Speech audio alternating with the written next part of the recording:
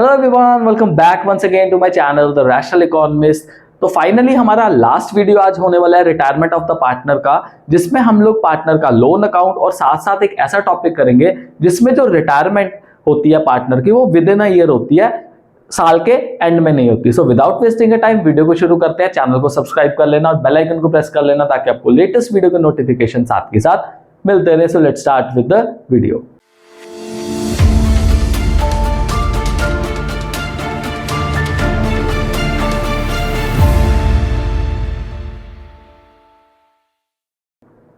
Now partner का loan account, आपने अपने प्रीवियस क्वेश्चंस में जो हमने लॉन्ग क्वेश्चंस देखे थे उसमें पढ़ा था कि जो भी रिटायरिंग पार्टनर का बैलेंस होता है हम उसके लोन अकाउंट में ट्रांसफर कर देते हैं, राइट? ऐसे ही पढ़ा था हमने।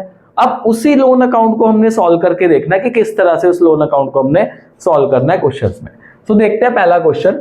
X a partner in a firm retired on 31 March 2022 and his share of goodwill etcetera. यहाँ पे गुडविल के साथ कैपिटल भी आएगा, capital and goodwill etcetera is ascertained to be ₹30,000। मतलब उसको टोटल जो उसका लोन अकाउंट है उसका कितना मिलना था? 30,000। मतलब at the end of the day उसने 30,000 रुपए फर्म को दिए हुए हैं, ये हम मान के चल रहे हैं।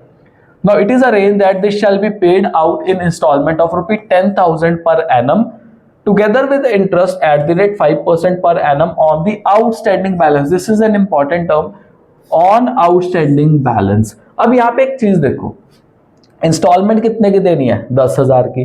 टोटल पैसा कितना है? 30,000। दैट मीन्स कितनी इंस्टॉलमेंट्स में पैसा दिया जाएगा? 3 इंस्टॉलमेंट्स में पैसा दिया जाएगा along with the interest at the rate 5% per annum. The first installment was paid on 31st March 2023. मतलब रिटायर होने से 1 साल के बाद उसको first instalment and subsequent payments were made on 31st March each year. तो ये हमारा हो गया फर्स्ट वाला केस। ओके, सेकेंड वाला केस भी ऐसा ही है, पूरा का पूरा क्वेश्चन ऐसा है, बट इसमें एक चीज देखो, 10,000 रुपए का जो इंस्टॉलमेंट है वो देना है along with interest at the rate 5% per annum on the total amount. उसमें देखो क्या कह रहे हैं, ऑन द आउटस्टैंडिंग बैलेंस। इसमें क्या कहा जा रहा है? इसमें कहा जा रहा है टोटल अमाउंट पे। दोनों में क्या फर्क है आपको क्वेश्चन सॉल्व करके बताता हूं, राइट? तो हमने बनाना है यहां पे एक्स का लोन अकाउंट। तो यहाँ पे डेट्स का बहुत ज्यादा इंपॉर्टेंट रोल रहने वाला है। तो सबसे पहले देखा जाए तो वो रिटायर कब हो रहा है? तो वो रिटायर हो रहा है 31 मार्च 2022 को। तो 31 मार्च 2022 को रिटायर हो रहा है। हम यहाँ पे लिखेंगे 1 April 2022 by X capital account. Okay, क्योंकि एक्स के कैपिटल अकाउंट से तो हम लेके आ रहे हैं जो रिटायरिंग पार्टनर है, उसके कैपिटल अकाउंट से ट्रांसफर करेंगे हम ऑन द क्रेडिट साइड कितना? 30,000 रुपीज। यहां तक क्लियर हुआ? ओके, उसके बाद अब देखो यहां पर हमने ट्रांसफर कर लिया, फिर हमने क्या करना है? यहाँ पे ईयर क्लोज करना है। ईयर क्लोज करेंगे 31 मार्च 2023 को, यहाँ पे देंगे उसको बाय इंटरेस्ट। अब इंटरेस्ट देखो कितना परसेंट है? 5% है। 5% ऑफ किसका? 30,000 का। तो 5% 30,000 का कितना बन रहा है? यहाँ पे 1,500 रुपया बन रहा है। तो 1,500 बना तो यहाँ पे हमारे पास कितना आ गया? 31,500। और फिर हमने यहाँ पे ट्रांसफर करना है इस साइड पे। हम यहाँ पे तारीख लिखेंगे 31 मार्च 2023 टू बैंक, क्योंकि उसको पेमेंट करनी है।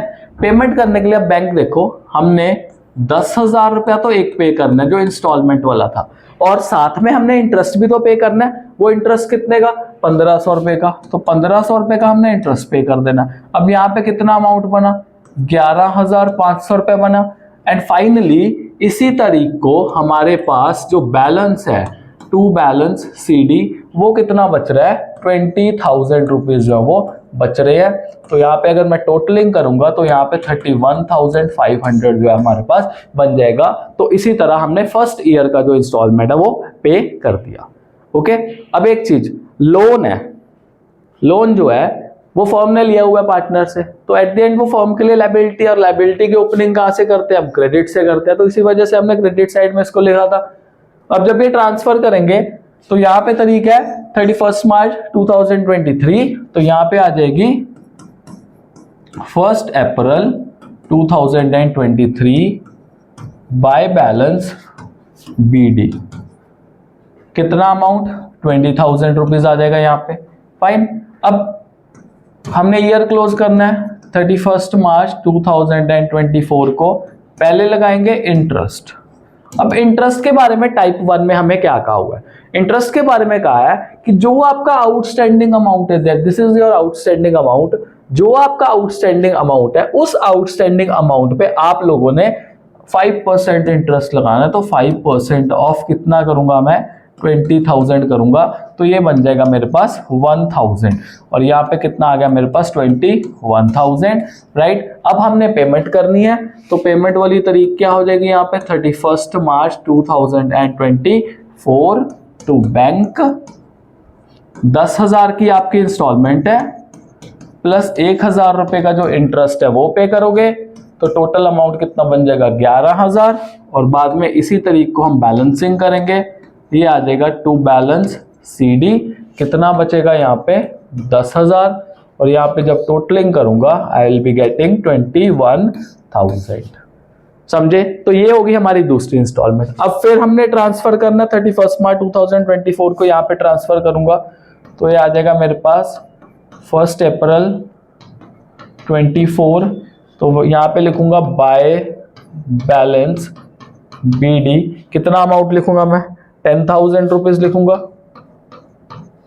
अब आउटस्टैंडिंग अमाउंट पे इंटरेस्ट पे करना है, तो साल के एंड में इंटरेस्ट पे करूंगा जब वो रिटायर हो रहा है, क्योंकि उसको इंस्टॉलमेंट 31 मार्च को देनी है, तो इंटरेस्ट भी 31 मार्च का ही करेंगे बाय इंटरेस्ट। अब किस पे लगेगा? 5% आउटस्टैंडिंग अमाउंट। आउटस्टैंडिंग अमाउंट कितना है?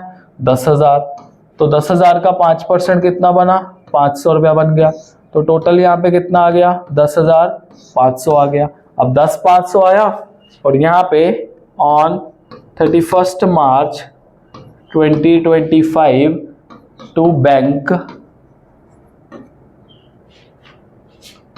10,500 रुपया आप लोगों ने क्या कर देना है? पे कर देना है। कैसे? कि 10,000 की तो इंस्टॉलमेंट थी भाई और 500 रुपये का क्या था? इंटरेस्ट था। तो 10,500 रुपये आपने क्या कर दिया? पे कर दिया। तो ये वो केस था जिसमें जो इंटरेस्ट पे किया जा रहा है वो आउटस्टैंडिंग बैलेंस पे इंटरेस्ट पे किया जा रहा है। आउटस्टैंडिंग मतलब जितना आप पेमेंट कर रहे हो उसके बाद जो बचा हुआ अमाउंट है, जैसे इसमें ये बचा है, यहाँ पे ये बचा है, और पहले वाले में तो जो था हमारा आउटस्टैंडिंग वो 30,000 था, तो उस पे जो इंटरेस्ट था वो लगा। तो this is how we will be solving our question, जब उसमें इंटरेस्ट ऑन लोन जो है वो आउटस्टैंडिंग अमाउंट पे दिया होता है।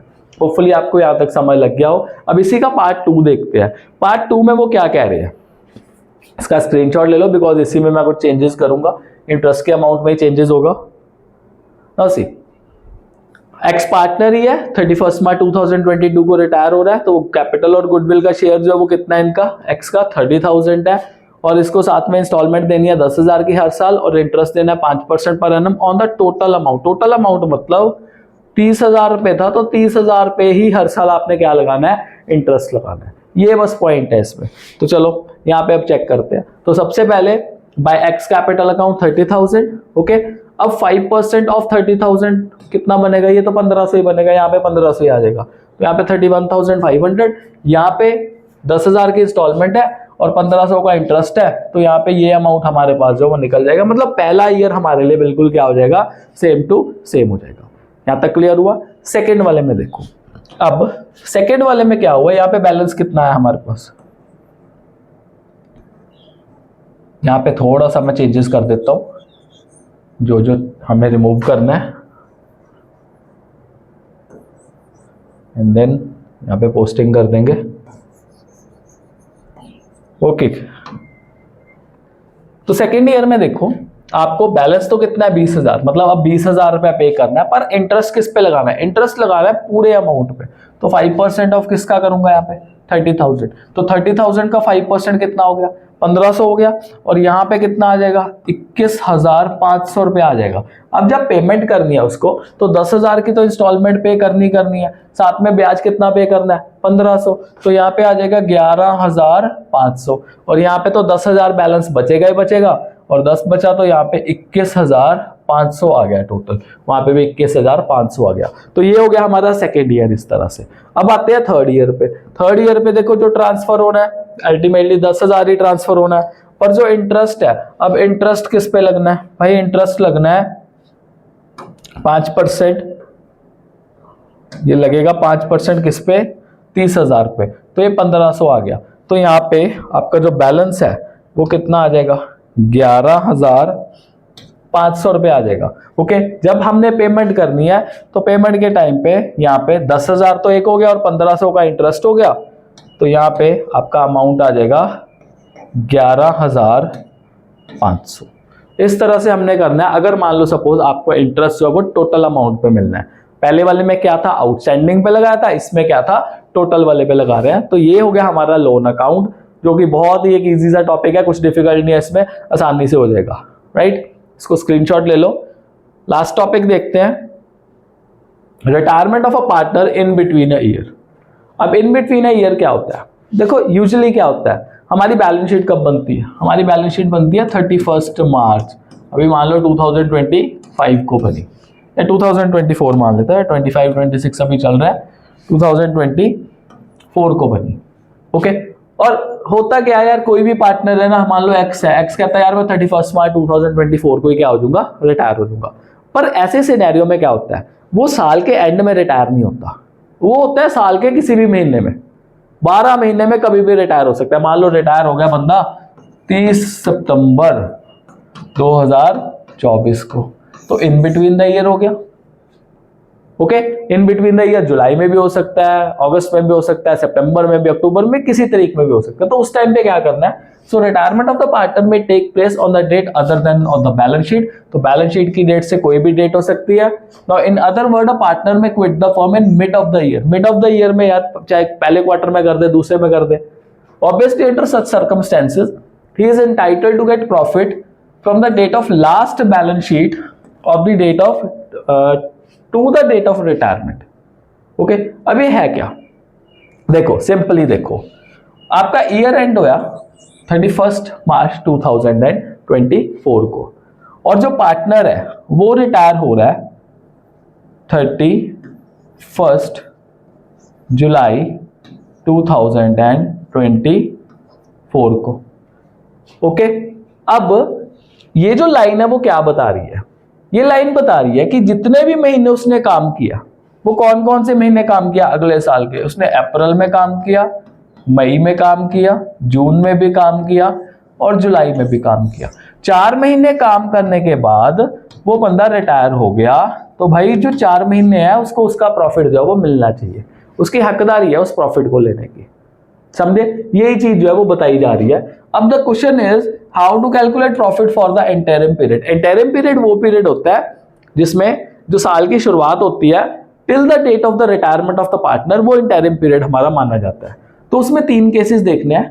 First one is on the basis of previous year profit, मतलब पिछले ईयर के प्रॉफिट के बेसिस पे हमने प्रॉफिट निकालना है। चलो क्वेश्चन देखते हैं, क्वेश्चन से ज्यादा इजी हो जाएगा आपके लिए।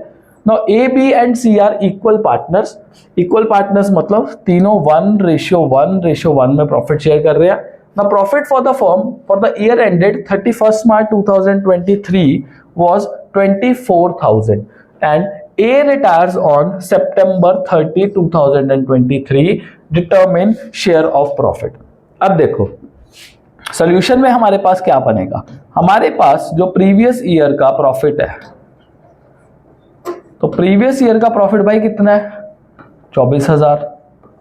ओके, और जो बी है सॉरी ए जो है वो ए कब रिटायर हो रहा है, वो रिटायर हो रहा है 30 सितंबर को, मतलब साल की एंडिंग से अगले 6 महीने के बाद, मतलब आफ्टर 6 मंथ्स वो बंदा क्या हो रहा है, रिटायर हो रहा है। तो हमें पहले क्या देखना है, हमें देखना है 6 मंथ्स प्रॉफिट। 6 मंथ्स प्रॉफिट किसका, फॉर्म का देखेंगे पहले, ये पहले फॉर्म का निकालने लगे हम लोग। तो वो किस तरह से निकलेगा, जो पिछले साल का प्रॉफिट था फॉर्म का 24,000, इंटू 6/12 कर दो, हमारे पास कितना वैल्यू निकल जाएगा, 12,000 निकल जाएगा। मतलब फर्म का इस साल का 6 महीने का प्रॉफिट कितना है, 12,000 है। अब इसमें से किसको मिलना है, ए को। हमने ए का शेयर देखना है। ए का शेयर किस तरह से निकलेगा, ए का शेयर निकलेगा जितना फर्म का प्रॉफिट है दैट इज 12,000 इंटू 1/3। अब 1/3 करके कितना आ जाएगा, 4,000। तो ये 4,000 रुपीज जब वो किसको मिलना है, ए को मिलना है। ये ए का प्रॉफिट शेयर है। और इसकी जर्नल एंट्री क्या बनेगी, जर्नल एंट्री बनेगी इसकी profit and loss suspense account debit two is capital account. Amount कितना, 4,000 और 4,000, 4,000 और 4,000। ये ए को मिलना है क्योंकि वो ए क्या है, रिटायरिंग पार्टनर है। क्लियर हुआ। अब ये जो है सस्पेंस अकाउंट की आइटम आने कहां पे है, इसका ध्यान रखना हम लोगों ने। पहले तो इस एंट्री से आपको क्लियर हो गया कि ए का कैपिटल अकाउंट क्या हो रहा है, क्रेडिट हो रहा है। तो इसके कैपिटल अकाउंट में क्रेडिट साइड में हम लोग क्या लिखेंगे, बाय P&L सस्पेंस अकाउंट 4,000 रुपए। और ये P&L सस्पेंस अकाउंट 4,000 रुपए भाई बैलेंस शीट में भी आएंगे, कौन सी साइड में, एसेट साइड में। तो इस चीज को हमने ध्यान रखना है। यार पूरा का पूरा क्वेश्चन सेम है, पूरा का पूरा क्वेश्चन, जितने हमने कितने सारे क्वेश्चन प्रैक्टिस कर लिए, सारे प्रैक्टिस करने के बाद एक ही सोल्यूशन। अगर हम इसको देखें ना, सॉल्व करें retiring of the partner in between the year, इसमें सिर्फ 2 चीजें एक्स्ट्रा है, एक तो ये वाली चीज और एक बैलेंस शीट में डालने, बाकी सारी की सारी कहानी सेम है। तो इसलिए हमारा फोकस अभी के लिए इन टॉपिक्स पे होने वाला है कि प्रॉफिट किस तरह से उसका निकालना है। ओके, नेक्स्ट देखो, ऑन सेल्स बेसिस। अब सेल के बेसिस पे किस तरह से प्रॉफिट जो होता है। Now ABC are partners, equal है, firms ratio of gross profit to sales is 30%। मतलब इनका प्रॉफिट, नेट प्रॉफिट परसेंटेज कितना है, 30% है। Now firms accounting year ended on 31 December every year. अब फर्म जो है वो 31 मार्च को नहीं एंड कर रही है, 31 दिसंबर को एंड करनी है। इसका ध्यान रखना है कि ये कैलेंडर ईयर में एंडिंग कर रही है।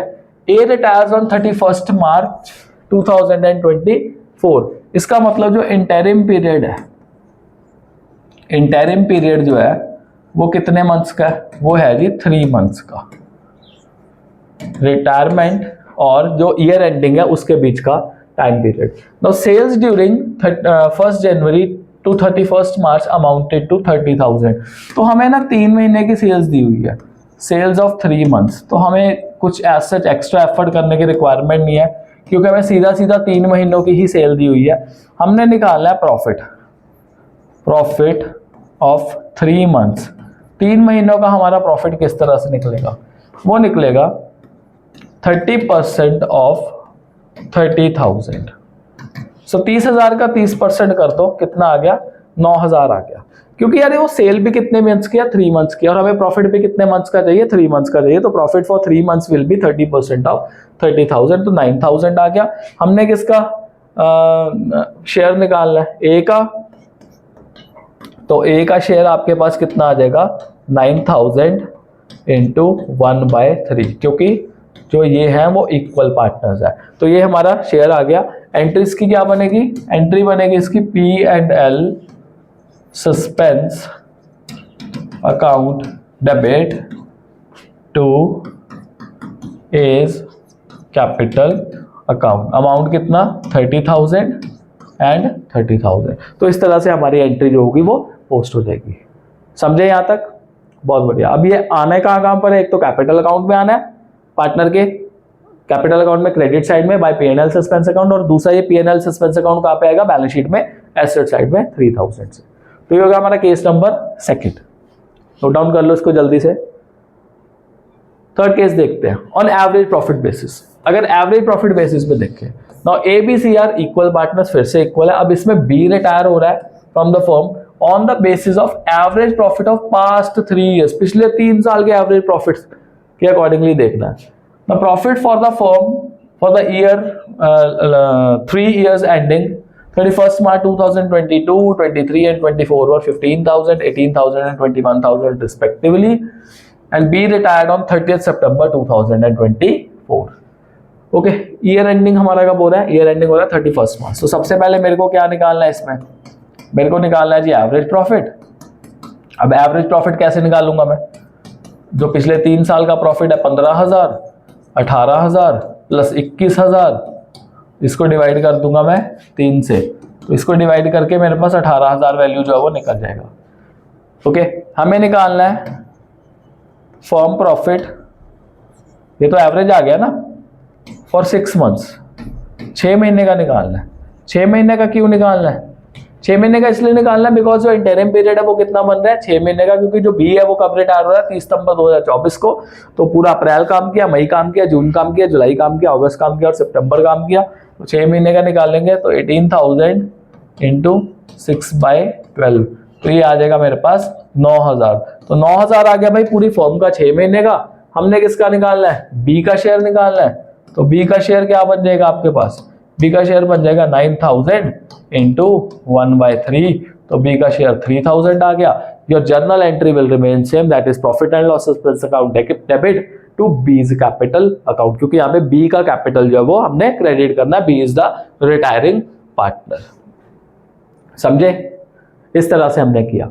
बाकी सारा का सारा लॉन्ग क्वेश्चन सेम होने वाला है, तो इसलिए हमने बहुत सारे लॉन्ग क्वेश्चंस प्रैक्टिस किए हैं। Just try to solve a question. तो उसके साथ आपका ये जो टॉपिक है यहाँ पे खत्म होता है और रिटायरमेंट चैप्टर जो आपका खत्म हुआ।